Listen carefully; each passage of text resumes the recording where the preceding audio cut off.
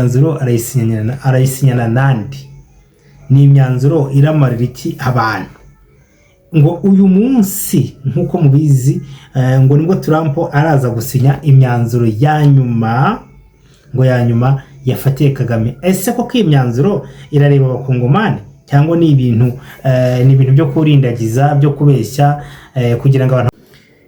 Ntabwo wahisha ukuri ngo bikunde, kandi FPR ari yitwikiye Uganda kugira ngo ikunde ihahamura abaturage hariya icyangugu ikoresheje drone. Ayo makuru nyagarutseho ndetse tugiye kuyava umuzingo tuyasobanure neza. Iki gitondo ni igitondo kibi ndetse ni igitondo kibyutse gishobora kuza guhindura amateka menshi nkuko naraye mbivuze, bitewe nuko intambara imeze. Ndabona RDF iri kurya ibya nyuma cyangwa se n'ibyihambiriye ikaba itari bugeze igiye, kuko intambara nabwe ko yahinduye urundi rwego. Wazalendo bakomeje gukora akazi gakomeye. Ndagaruka ejo kwita ntagarejo uyu munsi ni 17 mbabarire. Uyu munsi kuri tariki ya 17 ni ya tariki ya nyuma Trump arihaye mu gihe hari ikirindiriwe.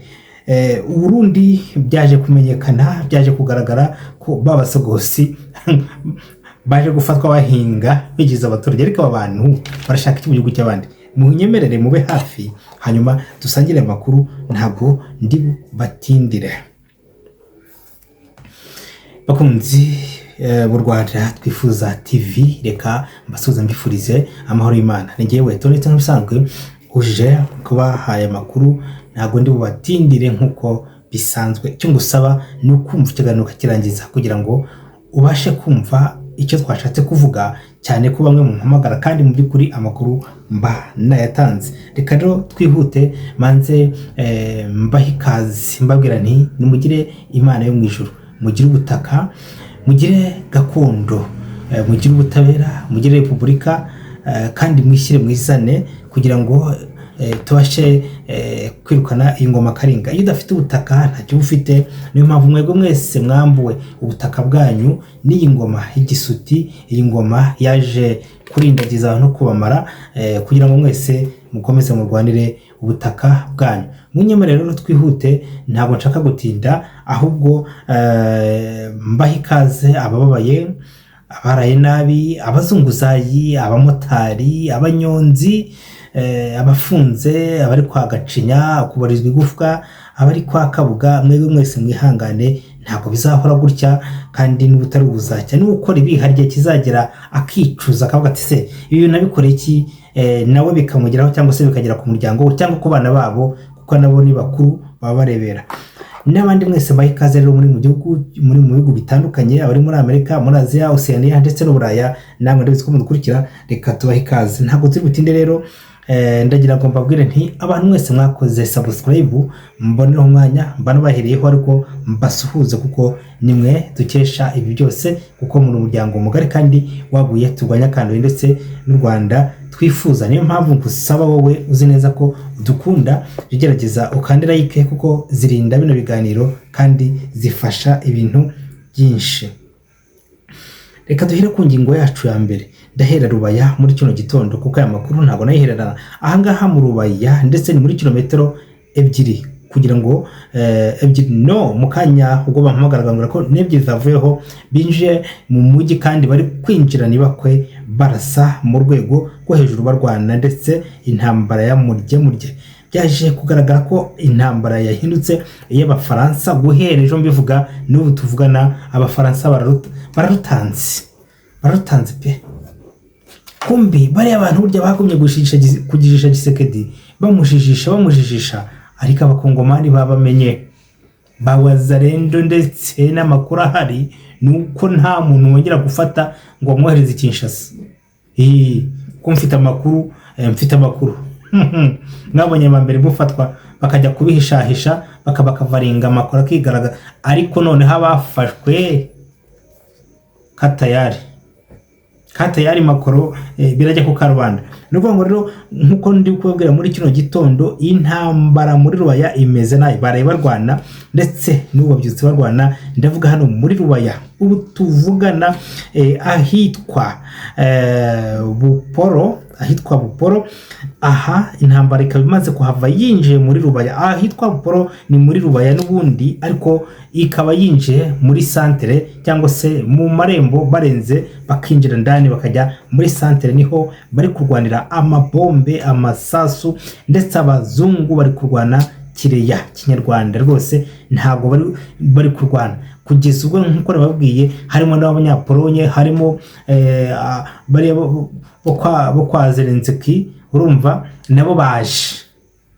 Ibi nagumye kubivuga mbabwira n'aba bantu icyo bashaka muri Afurika sinzi icyo ari cyo. Naho kumva intambara nk'uko nabivuze ntabwo ari iya Kagame, intambara ni iy'abakoloni.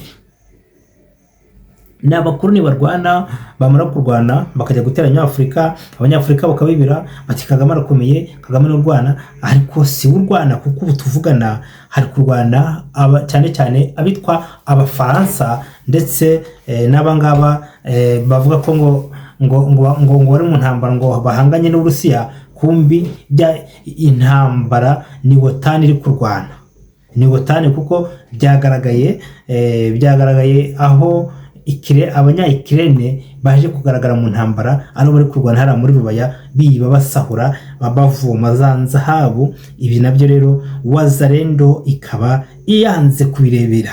Uwitwa General cyangwa se General Mutayomba rwose yavuze ko ntawe umuhagarika, kandi impaka Rubaya igomba kubohorwa. Birashoboka n'uyu munsi ko Rubaya yose yabohorwa, n'uyu munsi birashoboka. Mbwira ukuntu wabura Rubaya, wabura Masisi, ukabura Rubaya. Gondo Masisi ni muri teritwari ya Rubaya, nako ni muri teritwari ya Masisi. Aha muri Rubaya iri muri teritwari ya Masisi. Uburyo wabura Masisi ubuze hari Rubaya ntago no muri Goma, ubusiye ko n'ubundi muri Goma. Ikibura ni komande, kandi komanda ni chief n'ugomba gutanga uburenganzira. Aba Wazalendo imbaraga barazifitiye. Mbabwire ko rero muri Rubaya ahangaha ibintu bimeze nabi, ndetse hari gufatwa abasirikare b'inkotanyi benshi, abandi bari gupfa ku bwinshi cyane, bari gupfa benshi cyane. Abari muri kubona ku mbuga nyinshi zitandukanye habuzeho imirambo y'abasogose. Twizere ko bitongera kuba nka cyagihe, bakongera kugira muri Rubaya bamaze kugira nk'uko bagezemo mu kanya, ngo basubiye inyuma, ngo hari itegeko ritanzwe, ngo rivuye Kinshasa, ngo hari cessez-le-feu, ngo hari ibyo bagiye gusinya, bikorwa n'ababagambanye muri FARDC. Twizere ko ibintu bitaza kongera ibingibi byo gusubiza ingabo inyuma. Muribuka kandi ko uyu munsi ku itariki ya 17 nk'uko mubizi, Trump nibwo yavuze ko ari gutangaza ngo ijambo rikomeye, ngo ndetse ngaraza gusinya imyanzuro yafatiye Kagame. Aya ni amayeri murambabwira, ngo uyu munsi ngo nibwo ari gusinya imyanzuro ngo ya nyuma yafatiye Kagame. Iyo myanzuro barangara, ariko nge nkavuga nti iyo myanzuro ari businye n'ubundi barasinye, kandi yavuze ko intambara irangije, no gukomeza kurindagiza no gucunga amasaha, cyangwa se no kugira ngo bashake uburyo undi muntu wabakorera. Ndahamya ntashidikanya ko nta gishya kiri buze kuba uyu munsi, nubwo abantu reka tubitega amaso nere kuva mitararenga ni mu kanya mu masaha ari imbere tuze kuva iyo myanzuro Trump ari businye yafatiye Kagame.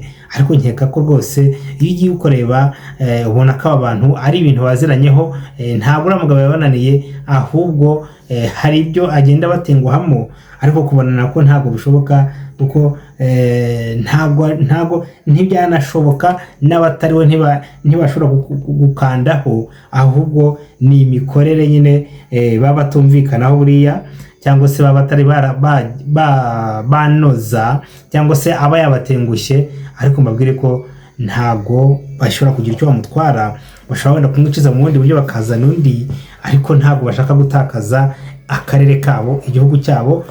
Kuko uriya mugabo ndavuga uwitwa Kagame ni umukozi wabo kandi ubakorera neza. Ubwo rero niwe ubahagarariye, ariko bagumya kurindagiza abakongomani, kurindagiza gusa. Simpamya ko batabibona, gusa ntabwo ntinya kuvuga ko Kongo ifite ibyitso, si mu gisirikare gusa, no mu banyepolitiki barimo bashaka ko Kongo icikamo kabiri. Wazalendo niyo yabangamiye uyu mugambi. Niyo mpamvu vuga nti nyaboneka abantu mwese mushyikire wa Zarendo. Reka turebe tubitega amaso nimba ubwo arabirangiza uyu munsi, nimba iyo myanzuro irafatwa umunsi Kagame akararagiye yakuweho cyangwa se iyo system akararayihiritse, nabyo birashoboka ubasha rofite. Reka turebe iyo tariki niyo bavuze 17 y'uyu munsi ngo kari bwari bufata imyanzuro ya nyuma. Reka turebe ntawe uvumira itararenga. Gusa ntacyo mbijeje ngewe, ntacyo nemera kuri bari abagabo kuko nababeshye. Kugendere tujye i Burundi.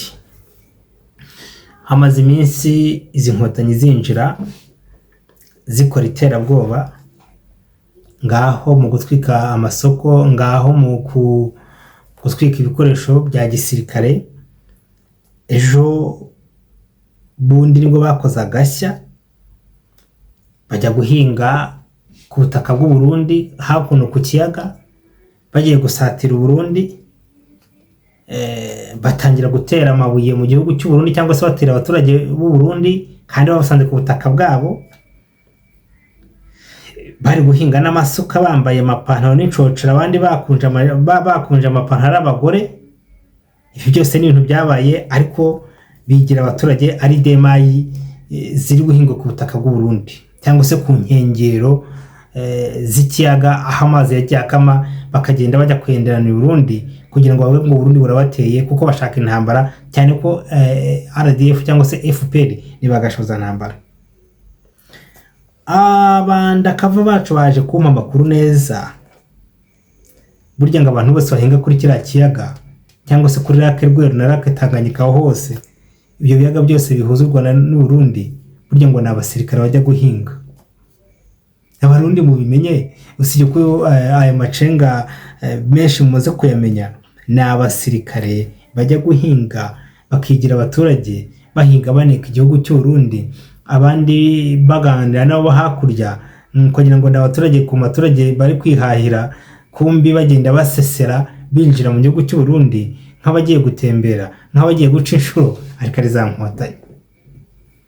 Iyo mbabwira ibi ntimukagire ngo hashobora kuza inkotanyi ngo abagabo gusa.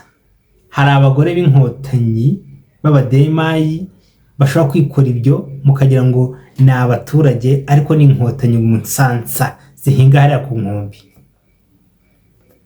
mu rwego rwo kwinjira mu Burundi baseseye bitabagoye, bigira abaturage bagiye gushaka ibyo kurya, mu rwego rwo kujya kuneka no guhinga aho ngaho kugira ngo igisirikare cy'ubundi cyangwa se ubundi bubatake barwane, bavuga ngo baratewe kandi bo bashaka intambara, bavuga ko benderanyije kandi kubi bagiye kwata ku butaka bw'abandi no kubenderanya.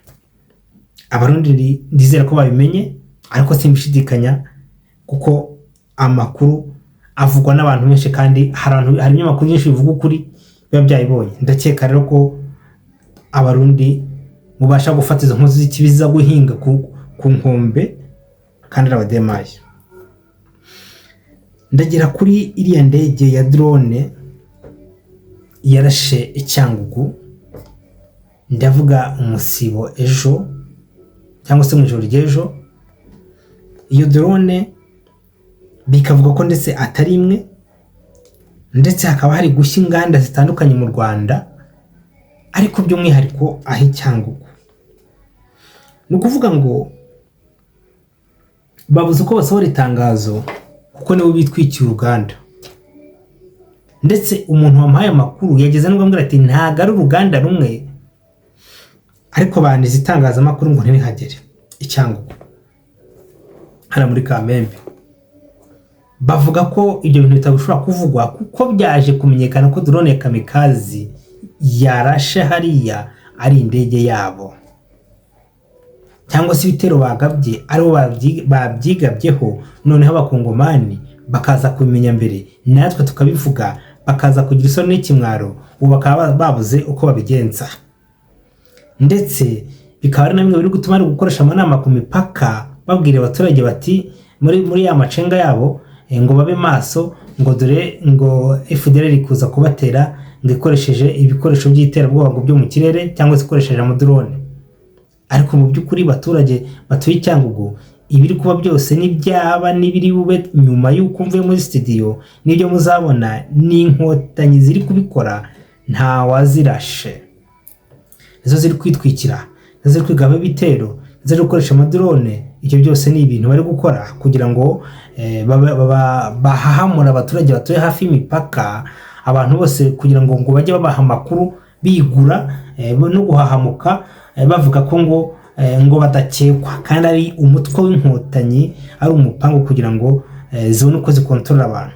Twizere ko amakuru muyamenye, mutaza kuza kugwa muri uwo mutego, kuko inkotanyi nta munsi n'umwe zitazigabaho ibitero, kuko ni imwe mu ntambara barwana. Ni intambara yo kubeshya, kurimanganya, kujajanganya, ku buryo icyo bakoze kibi bashaka undi bakitirira, ariko mu nyungu zabo cyangwa se mu nyungu za politiki. Ibi si ubwa mbere babikoze kenshi. Niyo mpamvu abantu mutuye Cyangugu, mutuye Musanze, mutuye za Burera, abantu mutuye za Rubavu, mwebwe mwese mugomba kuba maso, cyangwa se Gisenyi, kugira ngo mutaza kuba mu mitego y'inkotanyi. Duhora tubivuga buri munsi, kandi murasaba gutaha kare, kuko inkotanyi zateguye ibintu bibi kuri bano bantu batuye hafi y'imipaka, cyangwa se kuri utu turere turi hafi y'imipaka. Mwakoze, ndagaruka.